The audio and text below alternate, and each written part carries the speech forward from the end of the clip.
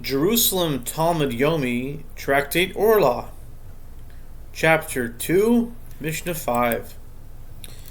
Tavlin Shnaim Ushlosha Shemos Mimin Echad.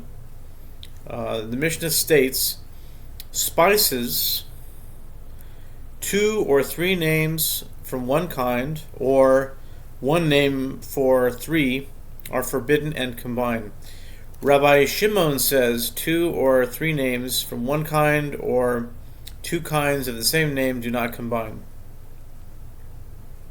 I guess like onion and garlic can combine. Two types of spices can combine. Some say 3 can combine. Okay, I get you. Okay. Halacha. We understand 2 names from one kind, but 2 kinds from one name? Rabbi Bahu, in the name of Rabbi Elazar, they taught this about sweeteners. Rabbi Abahu, in the name of Rabbi Yochanan, there are 3 kinds of imparting taste. Anything a common person tastes and says, this dish is not missing anything. If it fell in, it may improve the taste, but it is permitted. If he says that this dish contains spice X, like SpaceX? Spice X. Okay, anyway. Spice X, when it spoils, the taste is permitted. But if a professional tastes and says, this dish contains spice X, when it spoils the taste, it is forbidden. Rabbi Bahu, in the name of Rabbi Yochanan, all forbidden food is estimated as if it were onion, as if it were leeks. That is, anything usually estimated as if it were onion, as if it were leeks. Anything which is not usually estimated as if it were onion, as if it were leeks. How do you estimate it? How do you estimate cumin? Rabbi Yudon said, did not Rabbi Abahu say in the name of Rabbi Elazar they taught this about sweeteners? Since sweeteners usually are estimated as if they were onion or leeks, what is that supposed to mean? Sweeteners are usually estimated as if they were onion or leeks? One estimates them as if they were onion or leeks. All other forbidden foods, since they are not usually estimated as if they were onion or leeks, one estimates in their kinds. Cumin, one estimates by its kind. Rabbi Mana did not say so, but did not Rabbi Abahu say in the name of Rabbi Elazar they taught us about sweeteners? Since sweeteners all taste the same, they are estimated as if they were onion, as if they were leeks. And all forbidden foods, since they do not taste the same, one does not estimate them as if they were onion, as if they were leeks. Cumin is a problem.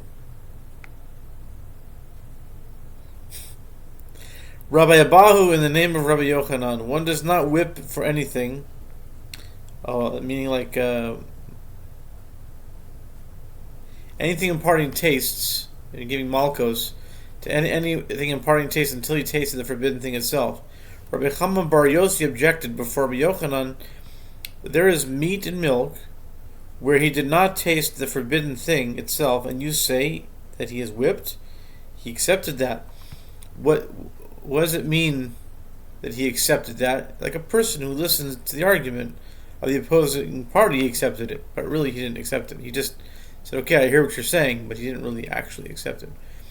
Rabbi Abahu, in the name of Rabbi Yochanan, one does not whip, you don't get malchus for anything imparting taste, except imparting taste for the nazir. Rabbi Zera said, one does not whip for anything imparting taste until he tasted the forbidden thing itself. So if something had the taste of let's say pork, and it came from pig, you don't get malchus because it's itself the nazir. Okay, until he tasted the forbidden thing, except the nazir, even if he did not taste the forbidden thing itself.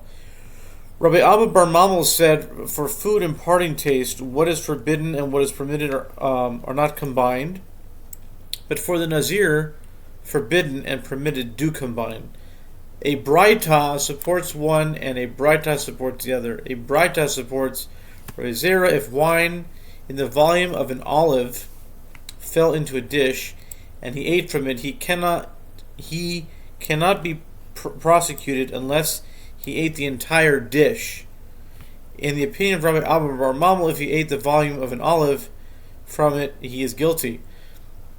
A Braita supports Rabbi Abba Bar Mamel. What do we understand when it is said in Numbers 6:3, anything in which grapes were soaked, he should not eat? What did the verse leave out that was not said? But since it was said in Numbers 6:4, anything made from the wine vine, from seeds to grape skins, he should not eat. Charsani Madzag.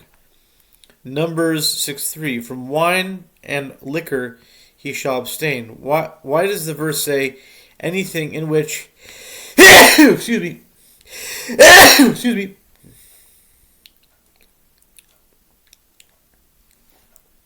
anything made from the wine vine, from seeds to grape skins he should not eat. From the wine vine and liquor he shall abstain. Why does the verse say anything in which grapes were soaked he should not eat? That means that if he soaked grapes and then he soaked his bread in that, if it adds up to the volume of an olive, he is guilty. From here you argue about all prohibitions of the Torah. Since for all that comes from the vine, whose prohibition is neither permanent nor a prohibition of usufruct, whatever that means, and whose prohibition can be lifted, he made taste like the thing itself. Is it not logical that all the prohibitions of the Torah, whose prohibition is permanent, is a prohibition of usufruct, and whose prohibition cannot be lifted, that we treat taste like the thing itself? From here, the sages inferred that everything imparting taste is forbidden. This is difficult for Rabbi Zera, who says everywhere, unless he tasted, and here he says, even if he did not taste.